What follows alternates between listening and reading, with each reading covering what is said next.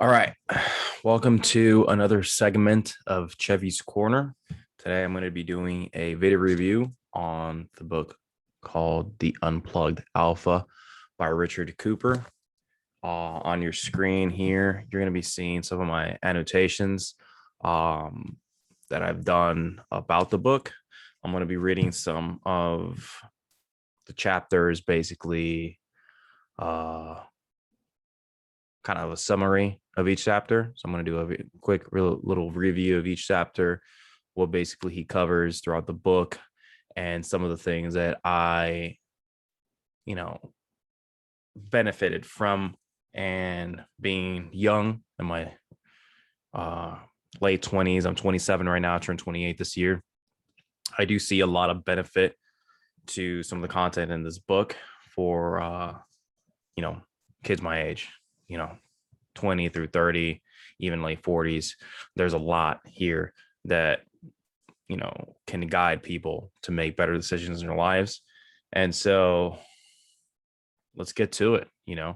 I'm going to read here this part here that is basically in the back of the book. It says, The Unplugged Alpha by Richard Cooper is a book intended for modern day man to help them understand the problems with our society, belief systems, and what they are making and what choices they're making that are causing them to be socially conditioned to be the nice guy, right? The nice guy or the beta guy or the overgiver. The book makes a call to reason by explaining the importance of what toxic masculinity can be understood today in modern day men, and removing the negative perspective related to this concept. Through this process of indoctrination, which is following the footsteps of him, teaching you how to be a better man, men can better understand their roles, what unhealthy masculinity actually looks like, and learn to put themselves, their own interests, passions, and purpose as a priority.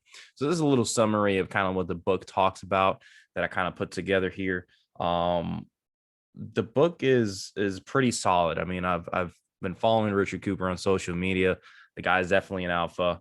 He has a shit together. He's a guy that is a business entrepreneur. He has fancy cars. He lives in a nice apartment. Like, he's got his shit together. And he also has a lot of influence on The Rational Male by Raul Tomasi. And he's done his fair share of research. So in the book, there's also a couple of books that he also recommends. So he has taken his time to research and read other books as well.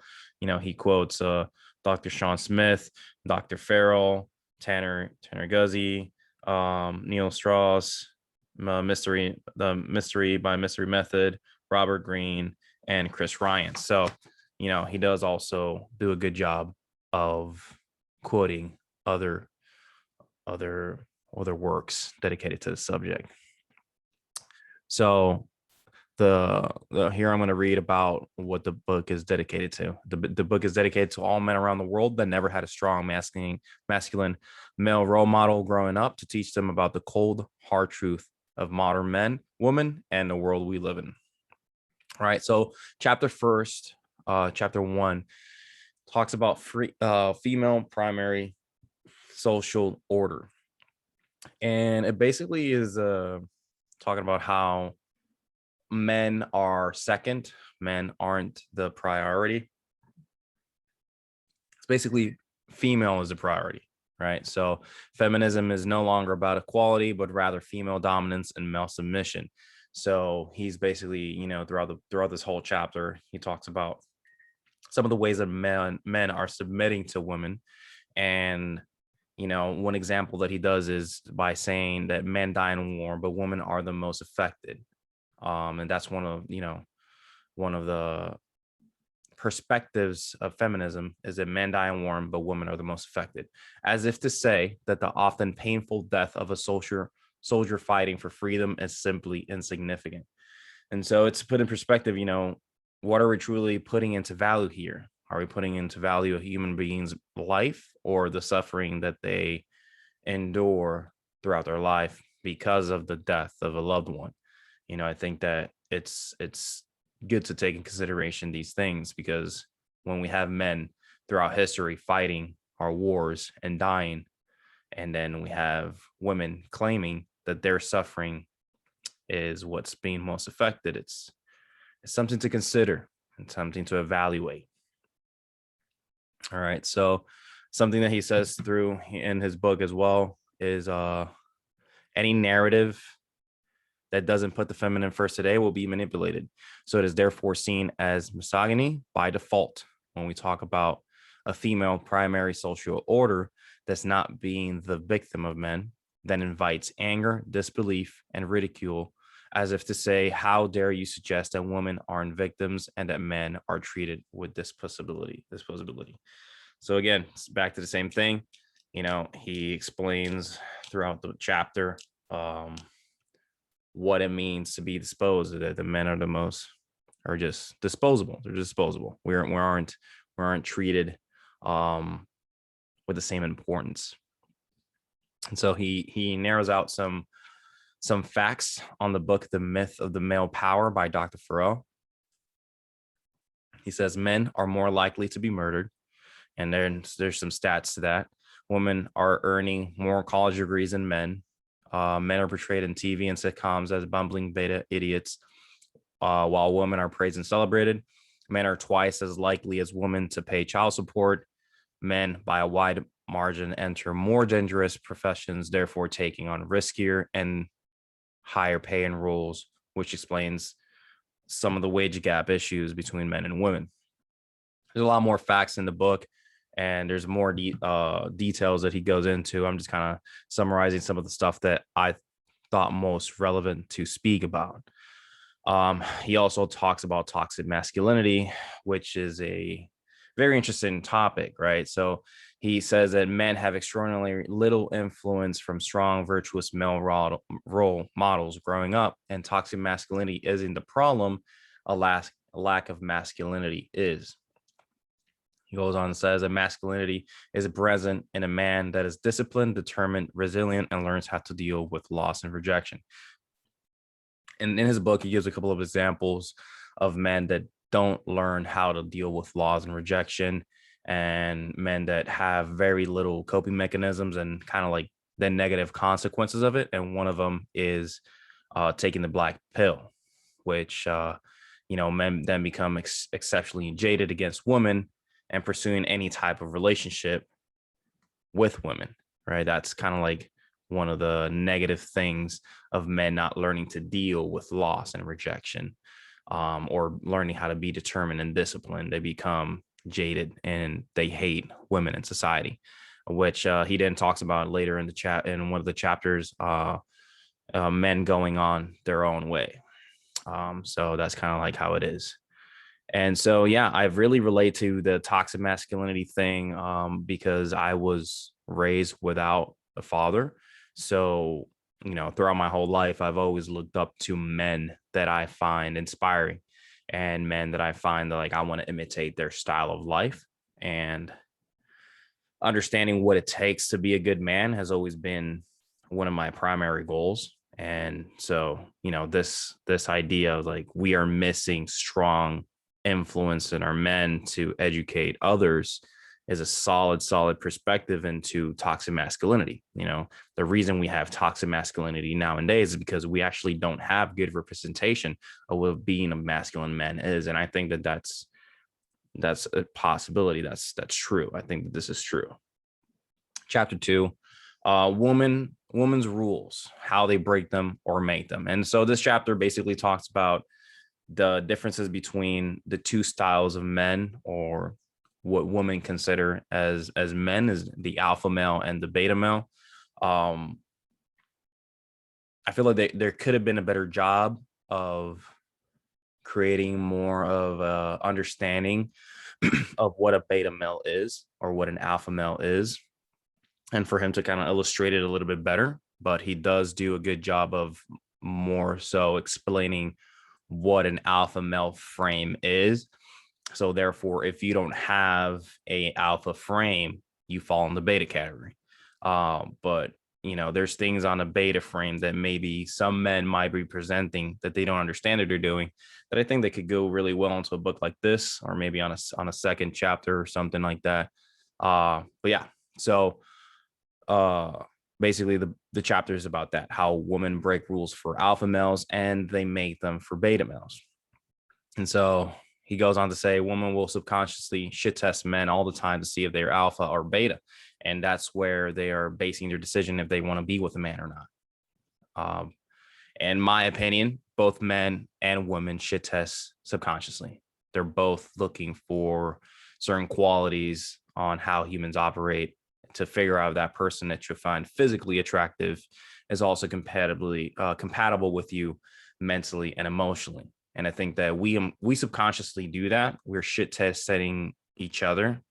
But I guess what he's trying to say is that women have a specific frame that they're looking for in a man, which is an alpha frame.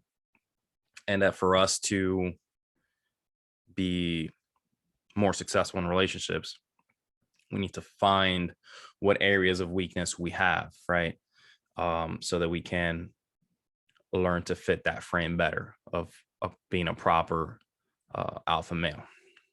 All right. So when men are seen as alpha, he basically does as he pleases. He possesses a trait of strength, courage, mastery, and honor. Men want to be him, and women want to be with him. The woman will enter that man's frame. She will come to that man. She will have sex with that man and go out of her way to make that man happy. If you can maintain that frame as a man by becoming an alpha male, then she will be a complement to your life. So when a woman becomes a complement to your life, and then he goes on to talk to us about later also in the book, is when she has genuine burning desire. And so she's willing to do things and go out of her way to make you happy.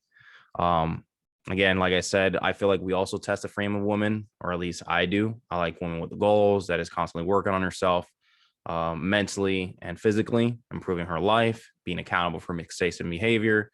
And, that type of stuff helps me create trust and the frame of that individual. And then he talks about running the risk of marriage. And he says, if you want to run the risk of marriage and kids, then you need to be on your mission and always maintain a frame and your alpha status, because women don't divorce alpha men they admire and look up to. And I agree with this. If a woman doesn't respect you and sees you as weak, she will move on. And he talks about this multiple times throughout the book. So some of the things that he lays out on this chapter about the frame for an alpha male is to be fit, have money, hold a good job, and be useful around the house, basically, doing things with your hands, plumbing, working out, working the car, whatever. Being useful around the house is basically what it is.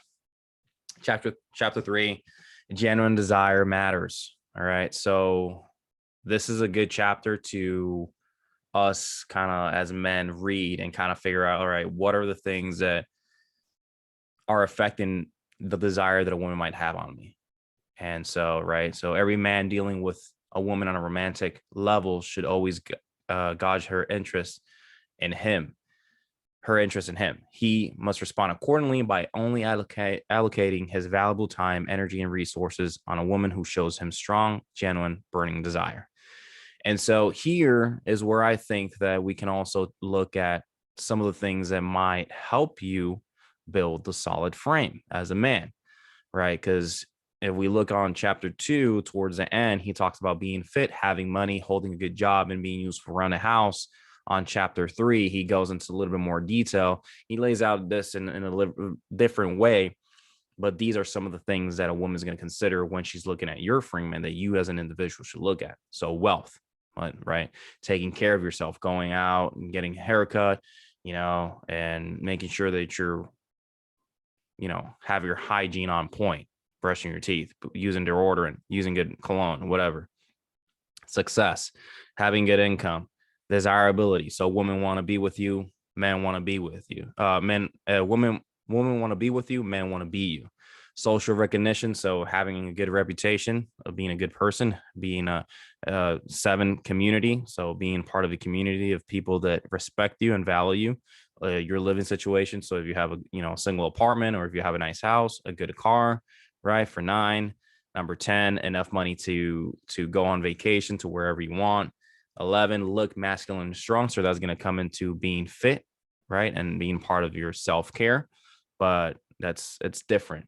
Taking care of yourself in terms of self-care and having good hygiene and looking masculine and strong, they're different. The amount of work that goes into looking masculine and strong goes into going out to the gym and making that sacrifices, taking 1 hour, 2 hours a day to work out and eat healthy. And 12, women are constantly seeking your attention, which kind of falls into the social recognition and desirability aspects of assessing your own worth. These things help you understand what things basically you need to work on. And this is something that I kind of like agree with. I think that every single aspect here is very important for a man to be the best version of themselves. I mean, there's also other areas that are not mentioned here, which is, not being a simp and not being, like overwhelmingly, being in control of your emotions. I think that's one of the biggest things, being in control of your emotions and, having a purpose is super important. But if you're in control of your emotions and you are in your purpose and you have a good, idea of what you want for your life, these things are going to be easy. All right. So now we have, towards the end of the chapter, he talks more about the burden of performance. And he gives a lot of examples on how we as men, we need to start working on ourselves. So you need to understand that as men, our value comes from all these things, right? All these lists of things. And if you understand where these things you're lacking, then you'll understand why a woman might not have genuine burning desire for you. And therefore, assessing your own framework as a man and working on yourself should be a priority before looking for a woman today. Because if you are lacking on any of these situations or any of these things, you're not going to offer that woman the best version of yourself. You're just giving her a half-ass, like, I just want to be with somebody because I don't like being alone. And the thing is that you need to be alone so that you can work on these things. And that's one of the things that he talks about a lot throughout the book is you need to work on you. You need to work on you. And I think that's super, super important. Before you can offer anybody else something worth their while, you need to make that happen for yourself. So to improve, learning how to show confidence, competence, and strength to improve your framework, get fit, make money, learn game, and learn to become influential. Become a man of vision, purpose, and is always chasing excellence should be a priority, right? And he also talks about not chasing pussy as a priority, chasing excellence as a priority. 9, lastly on the chapter, and he goes a lot more into detail. This is a very quick summary. 9, these are basically 3 different levels of interest that a woman will have in you, and he talks more about it on the book and kind of what that looks like. But I'll summarize it as quick as I can. 9 through 10 shows gender burden and desire. So this is the woman that is going out of her way to be a part of your life. She is texting you, reaching out to you, and is trying to be a part of your life and is a compliment to your life, right? Like that is the most important thing. Like she is trying to make you happy. She's making an effort to make you happy. And she understands that to do that will help your frame. And she respects your frame enough to not become an issue. 7 through 8, she shows indifference, doesn't really care if you hang out or not. It's fine, like whatever. And 1 through 6 shows their detractor. So they're not really like you're having to chase them constantly. And that's time that you could be spending on working on yourself and becoming a priority and learning to be influential in your own life. So right. So chapter 4, 20 red flags. Dated a lot of women with these red flags, and I would have loved to understand some of these. I don't agree with every single one of these red flags, and I do have a perspective that a red flag is only a red flag if a person doesn't truly have the desire to changing that behavior. Some of these red flags are things that they're just in the moment type of thing, right? Like poor with money. Well, she can learn how to deal with money.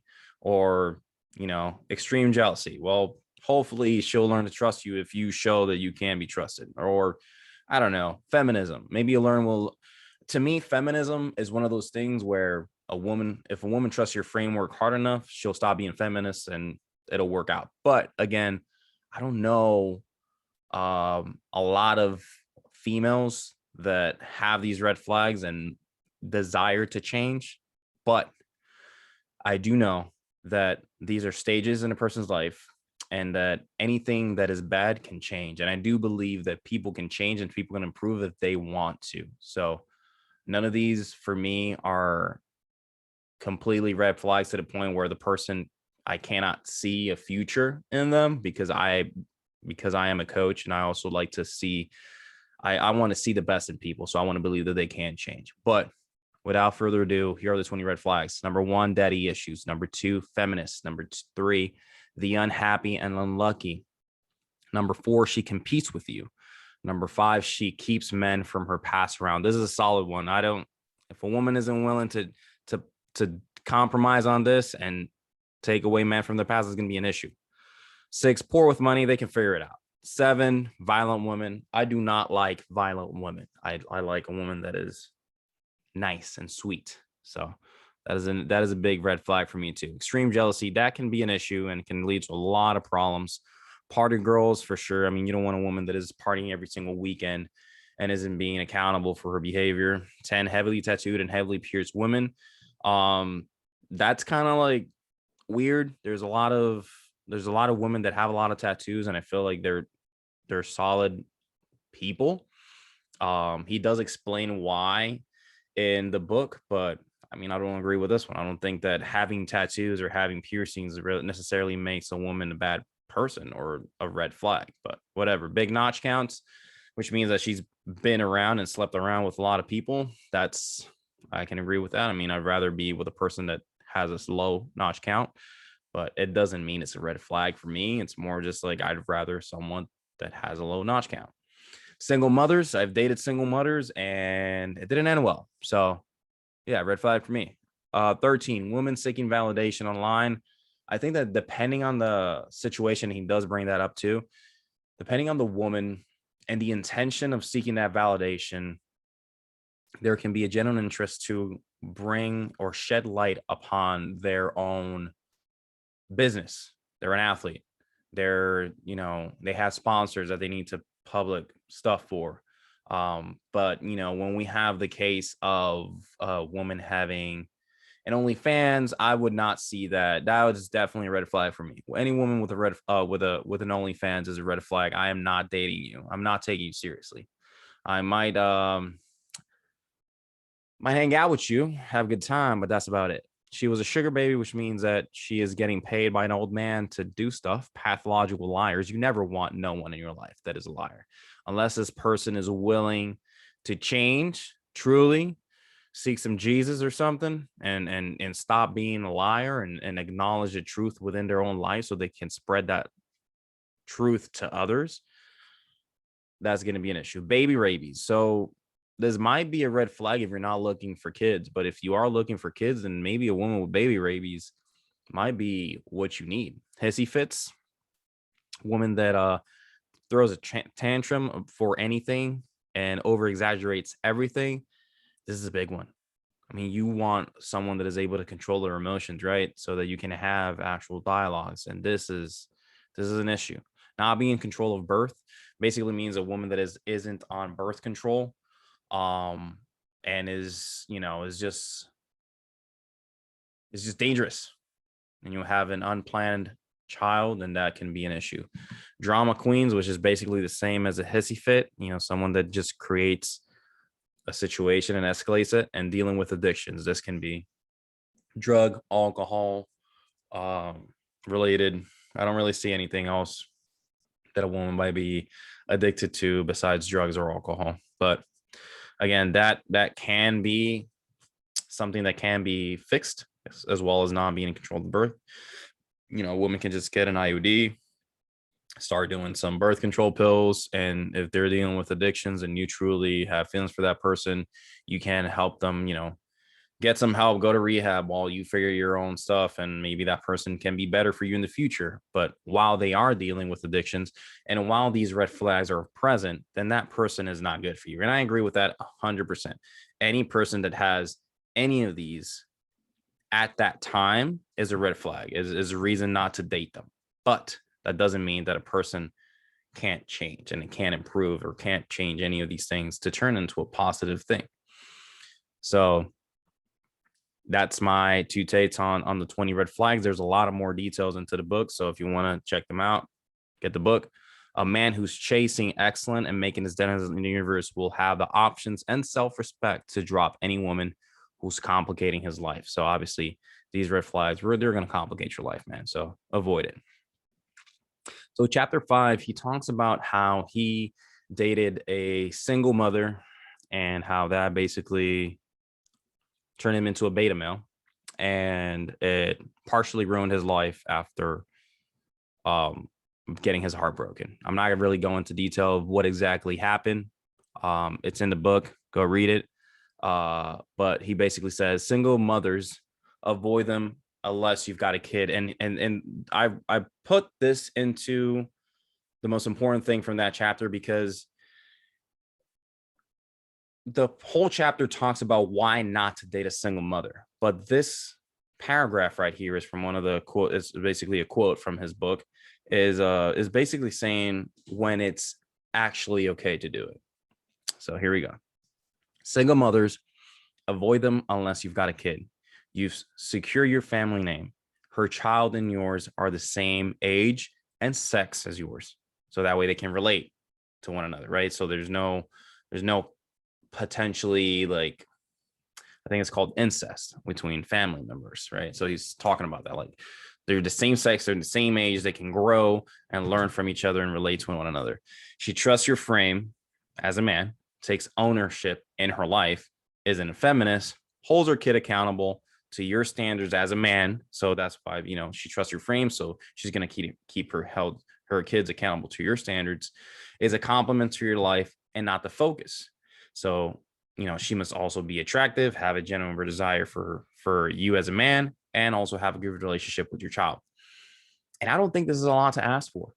Generally, like, this is not a bad deal. If a woman has a kid that is around the same age as yours and they can grow together and develop into two strong men or two strong women, that'd be solid. If this woman is a compliment to your life, respects you, values you, and is helping you be a better man, then why not? I think that I agree with that. Single mothers should be avoided. But if you do find a good woman and these things aren't in the situation, then go for it. All right. Chapter 6, hire slowly, but fire quickly. Basically, he talks about through the whole chapter about investing time and efforts into things that are going to make us grow. Right. And he relates this to people, relationships, work, all that good stuff.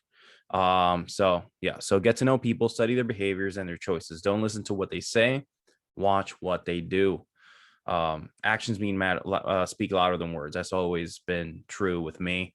So surround yourself with trustworthy people. This applies to friends, women, employees, associates. Be careful to who you give your time and allow into your inner circle, and give out. And in my opinion is, if you give out the best towards other people, then you might receive the best from them. That doesn't necessarily always fluctuate, and it's true.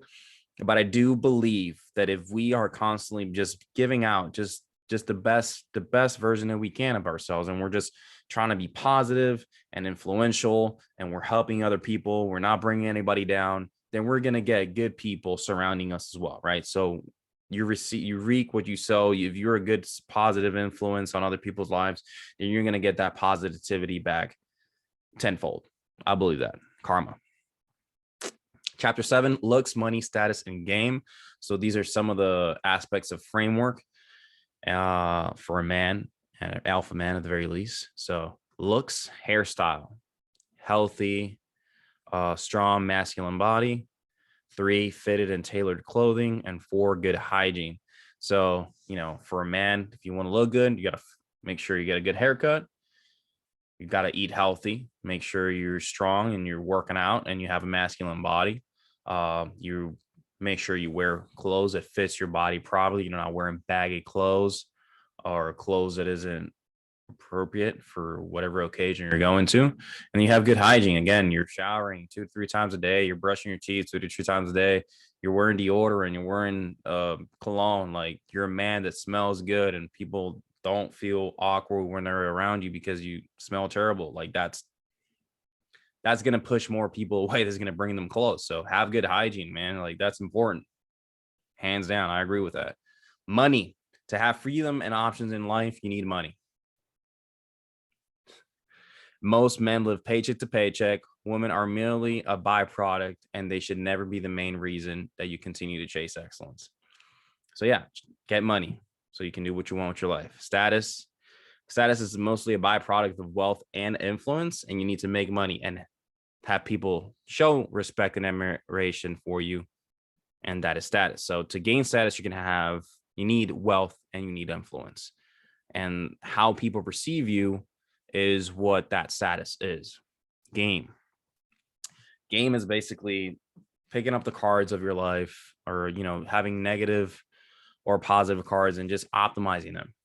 Just being self-confidence, being positive, having a good sense of humor, being able to bring out the best out of any negative situation, having a good personality, just being an overall good, influential person that people want to be around. And that's basically game. And he talks about in the book how you confidently use your attributes, characteristics, and overall personality to win the affection of women.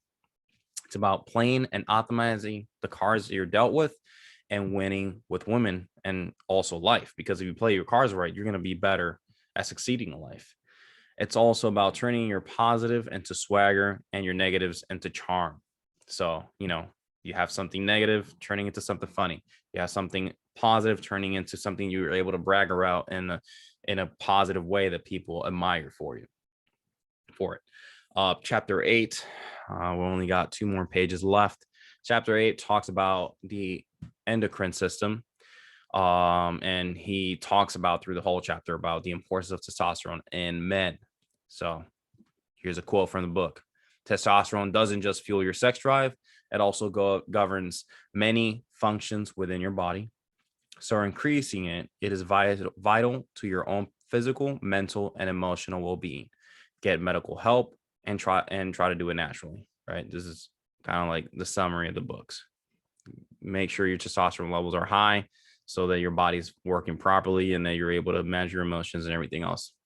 That's what it is.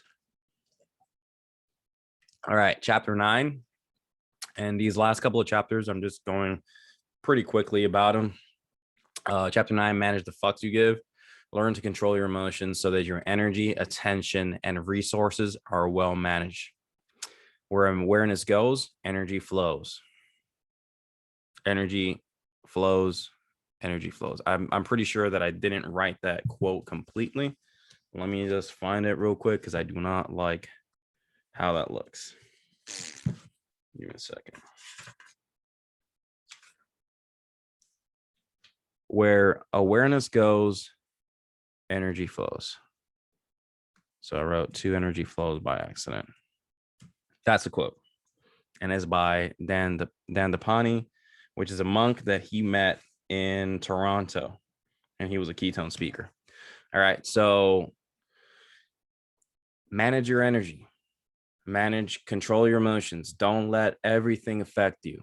This is super important for us men to start developing early on, because later in life, things are going to get harder. So if you are the type of man that doesn't control your emotions and you're constantly giving your energy, resources, and attention to anything and everything that requests it, instead of you investing it into things that drive your mission and your family forward, you're going to lose a lot of that energy, attention, and resource.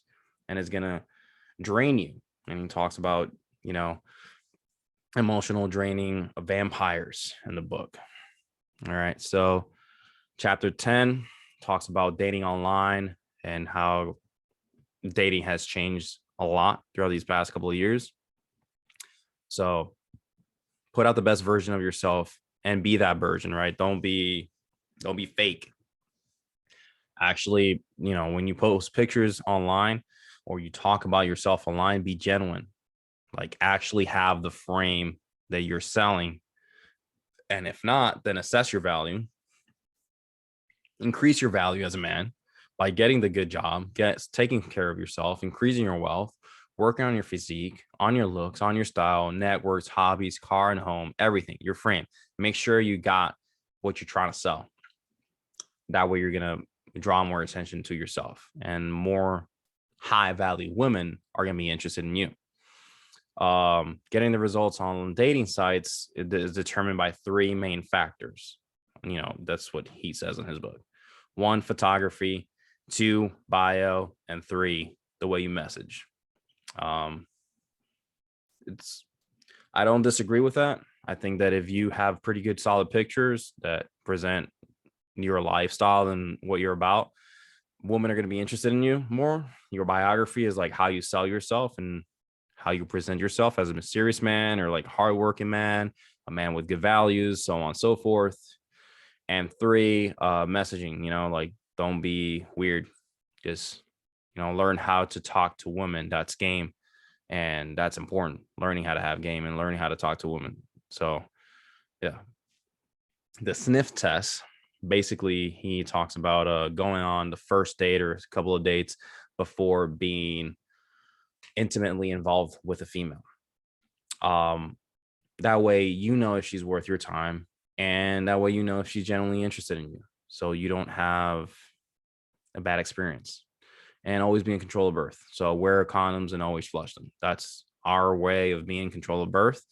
You can never be sure that a woman that tells you, oh yeah, I'm on the pill, or yeah, I have an IUD or whatever, is being honest. So be in control, right?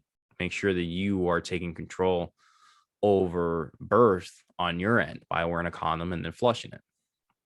So that's basically chapter 10, getting the girls. Like, he gives some advice on this stuff, hire a good photography person and get some nice suits and all that good stuff. There's a lot of details in there, but that's basically it. In my opinion, to get any good girl, you need to work on you first. Chapter 11, he talks about the promiscuous primates. He compares us to mammals and to monkeys and gorillas, and kind of like how it worked for them, and makes comparisons between us and primates. That's a pretty solid comparison. I think that there is a lot to understand from the animal kingdom and how we relate to them. But basically he talks about gorillas and how they're alpha, and how they have the larger pool of selection of females, and how we as men, we need to become alpha as well in a different way. So marriage comes with significant risks to men. And then he talks about a lot of the risks of marriage. I'm not going to go over all that.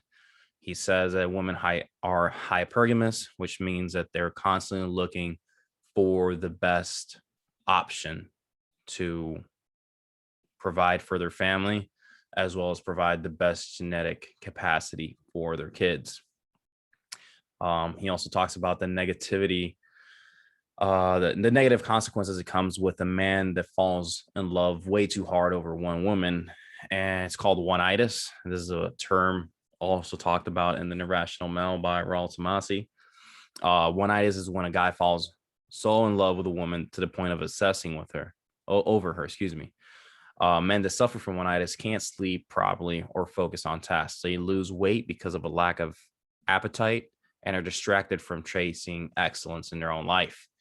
The sulking they can do lasts for weeks, months, or in some cases for well over a year. And this is true. I mean, I've been in love with a woman and I've gotten my heart broken, and for weeks or months, I've just not been as focused as I can be. So focusing on my own goals and chasing excellence in my own life is priority right now.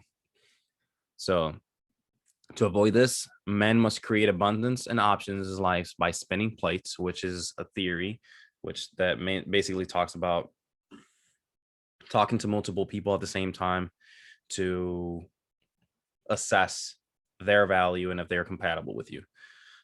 Plate spinning doesn't necessarily mean that you're having sex with every single person you're getting to know, but it can be. And if it does, it requires a certain way of approaching your communication, certain way of approaching the way that you behave as an individual.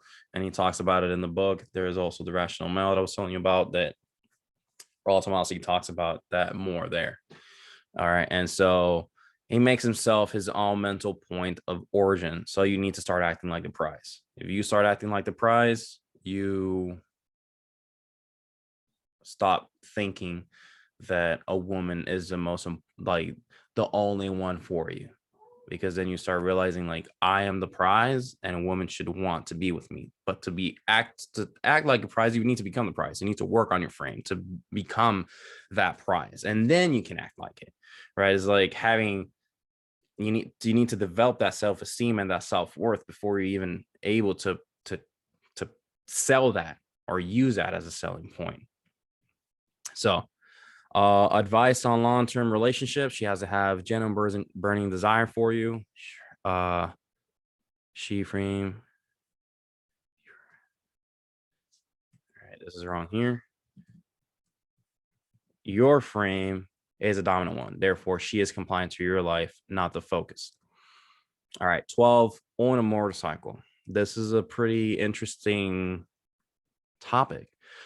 He relates this to, or the idea of owning a motorcycle comes from a clinical psychologist that he works in his office, and there's a psychologist that works in the same area as him, and he never once saw a man come into the psychologist's office riding a motorcycle in however many years he worked there. And he said the reason for this is the motorcycle is therapy for men. And so I've never had a motorcycle myself, so I don't know. I might get one in the future. Who knows? I'm interested in seeing how this influences and changes my life, or positively. But he says that the motorcycle is the modern day equivalent of the stallion, of a horse. It is a rite of passage for every man to own one motorcycle in his life. It gives him freedom and escape from the trappings of everyday life. Women that ride with you will associate all the feelings that come with riding the motorcycle with you. And he talks about all the different feelings that a woman goes through, and kind of like the adrenaline thought process behind a woman's, what they're going through when they're riding that motorcycle with you and hugging you and all that good stuff. And I think that's pretty cool. Again, I've never driven a motorcycle, so I can't relate, but some of the things that I was thinking about, like maybe you gain that freedom and escape that is similar. It might be riding a boat, a jet ski, doing skateboarding, surfing, an actual bicycle, fast convertible cars, or an actual horse. And he does talk about a fast convertible car to being a alternative, but I think that these are also alternatives to that. We only got 3 chapters left to discuss. Chapter 13 talks about mastering violence. Men have an obligation for the capacity to be violent, and exercise should be decisive and lethal. Women want the man that is dangerous but civilized. And he talks about different self-defense classes to take. This is self-explanatory. You want to be able to protect your family. You want to be able to protect your woman, and you want to be able to protect yourself. If you can't, you're not really a man. And it's sad to say this, but it's true. You need to take care of yourself. You need to learn how to fight. You need to learn how to take some self-defense classes. So shit hits the fan and you need to fight someone and protect your family. You need to do it, right? And if you're a man and if you're thinking about having kids and a wife and all that good stuff, yeah, take some self-defense classes. Make it a priority. 14, he talks about the WMGTOW or WMTOW thing. There it is. MGTOW. Men go their own way. There we go. Men choosing to check out from the sexual marketplace completely. And this relates earlier to what he was talking about. I think it was on chapter 2, to men that don't learn how to cope with loss and rejection, and they don't develop enough self-confidence to really understand what's going on in modern day society. Is that women want high value men, so you need to become a high value man yourself and that's it. And then you'll have more women being interested in you. That's all there is. But yeah, so when men become stuck in this phase of being angry, because when men go their own way, what they're basically is they're jaded, they're upset, they don't want to date. So they start running into a real risk of becoming overly bitter at both women and the world around them. This bitterness will continue to eat at them as they let their brain go down deep, dark places in their mind that they didn't even realize existed. Women have always dismissed men they personally deemed as weak or incompetent. These are, again, some quotes and some stuff from the book that I thought that are very important. So women do not get involved with men they see as quitters. Women do not care about men's struggles. They wait at the finish line for the winners. And that's not necessarily the quote from the book. The quote from the book says they wait at the finish line and fuck the winners, but it is what it is. That's a woman wants to be with a winner. It doesn't matter. If you're losing, get your shit together. Become a winner. Use this knowledge to your advantage as you navigate your way through life. If you're not a winner, start acting like it and become a winner in your life. This is my own words. Don't allow yourself to have a victim mindset and feel sorry for yourself, because a victim's mindset is a loser's mindset, and you don't want to be a loser. You don't want to be a victim. You want to work your ass off as a man so that you can learn how to handle rejection. Like, someone rejects you, that's fine. Maybe you're not meant for them. Maybe you're meant to keep working on yourself and find someone that does appreciate you. Learn from your experiences. Accept that you have to do some hard work on yourself. All right. So, and the premise of this is that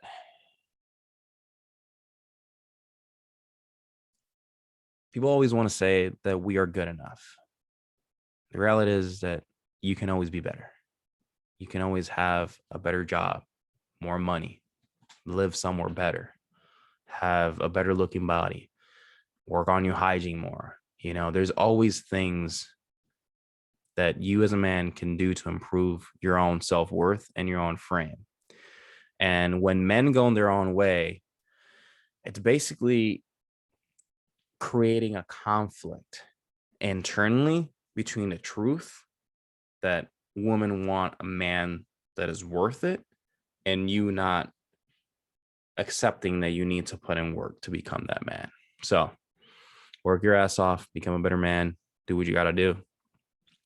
And then lastly, he talks and compares feminism to men going their own way, and they appear to have the same end in mind, which is the isolation and segregation of the sexes, which is basically feminism hating and avoiding men, and men going their own way, which is, I guess, feminism for men or whatever, is doing the same thing. Like, men don't want to date women. So I don't know what needs to happen for feminism and men going their own way to kind of like disappear, and for feminist women and for men that are going their own way to accept whatever reality there is. But I know that if a man works on himself enough and builds a genuine frame that a woman can trust, if she is a feminist, she might not be a feminist for that man, and thinks that this man is worth not being a feminist for. I don't know if that makes sense entirely, but I do know that it kind of makes sense a little bit. Like, if you have a strong enough of frame, you can create that genuine burning desire, you know, combined with a good personality, and combined with treating people with respect, love, and appreciation, and combined with just being a genuine good person, but also having everything in your life lined up and moving in the right direction. All right. So lastly, in the last chapter, he talks about smart men avoid marriage. And this is the last chapter. A quote of his is, marriage is a high reward, low risk choice for women, but a low reward, high risk choice for men. And he talks about, you know, a lot of the issues with marriage. He talks about statistics, and he talks about some of the problems in our justice system that affects men, and when they get divorced. I think that family is very important. Finding a good woman that respects you, values you, and becomes a complement to your life is very important. Um, but to achieve that, you need to work on yourself.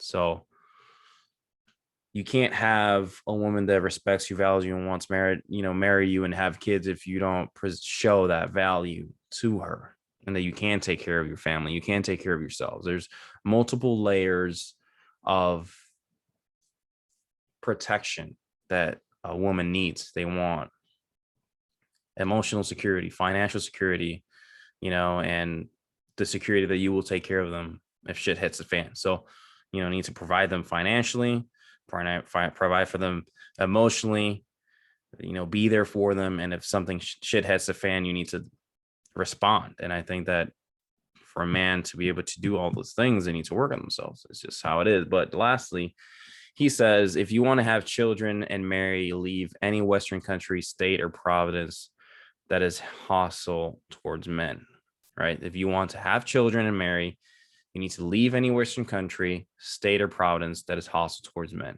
Saying leave, go somewhere else, live somewhere where there's ideally no alimony, division of assets, and child support to worry about. These are some of the things that he talks about that are an issue now in marriage here in the United States.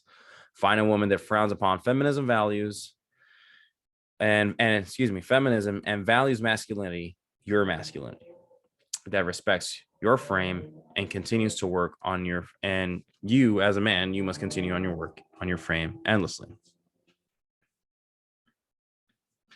This is a solid book. I like it.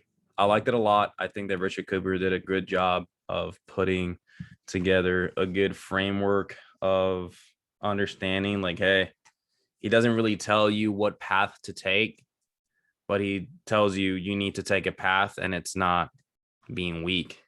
It's being strong. It's understanding that if you want more for your life, you need to go out there and get it, and you need to work endlessly until you achieve it. And the frame of an individual, which I'm going to go back to it again because I thought it was super, super solid. I really liked it. Which is assessing your own worth. I mean, if you assess your own worth by looking at this 12 little list, how much money you're making, are you taking care of yourself? Are you successful? Do you have a good income? Do people desire to be around you or be you? Or do people recognize you for what you've accomplished, or for who you are, for how you treat them? Do you have a community of people that support you and that want the best for you, and people that you are influencing? Your living situation. Do you live with your mom? Do you live with your parents? Do you live in the basement? Or are you actually pursuing something great for your life? Living by yourself, or having an apartment, or building your own home, having your own house. Car. Do you have a good car, or are you just with a car from the 80s that has fallen apart, right? Like, where are you allocating your finances? Do you have enough money to take a vacation? Well, if you don't even have enough money to have a good car, or to really have a good living situation, you shouldn't be taking vacations. And that's a solid one there. You need to have enough money to vacation, and to have enough money to vacation, you need to have abundance. Look masculine and strong, you need to work out. There is no other way to just look masculine and strong. You can't pretend to look masculine and strong. You need to work for it. And women are constantly seeking your attention. It means that you're working so much on your own purpose and desire that women want to be around you, because you speak alpha. You speak someone that is working on themselves and they're not distracted. So yeah, assessing your own worth. This is a solid one here. I really like this part of the book. Again, framework, work on you, man. Don't let any of these things distract you or pull you away from trying to be the best version of yourself. On contrary, understand that to have a high value relationship that is worth a while, you need to become a high value man yourself, and have someone that respects you and values you and is a compliment to your life. I'm going to post a link here. Again, the book is The Unplugged Alpha by Richard Cooper. Give it a purchase. I think I bought it on Amazon. Good book. I'm going to be doing more of these. This is the first time I ever do one of these video reviews. Hopefully I'm going to be doing this next book is going to be Mindset, the New Psychology of Success, a solid book that I've been working on recently. It talks about growth on a male, not a male, excuse me, on an individual, and how there's two different types of mindsets. So pay attention to that. That's going to be my next project. Thank you for your time. Hope you enjoy this. And if you have, if you want, get the book, get the Unplugged Alpha book, give it a read. There's a lot in there that I didn't discuss. There's a lot in there that you can benefit from. Thank you for watching. Have a great day.